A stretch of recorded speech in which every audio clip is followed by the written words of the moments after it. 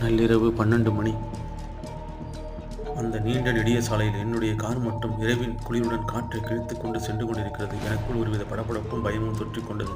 ஒவ்வொரு மைல் தொலைவும் கடப்பதற்குள் என் இதய துடிப்பின் வேகம் தாறுமாறாக தடுமாற ஆரம்பிக்கிறது. காரில் ஒலிக்கும் மெல்லிய துள்ளல் பாடல் என் பயத்தின் வீரியத்தை கொஞ்சம் குறைக்க போராடுகிறது. திடீரென ஒரு உருவம் என்னை கடந்து செல்வது போல் ஒரு உணர்வு இன்னும் என்னை பதற்றமடைய செய்கிறது. மறுபுறம் நாம் தவறான முடிவு எடுத்து அகல நேரத்தில் கிளம்பியது தவறா என என்னுள் பல கேள்விகள்.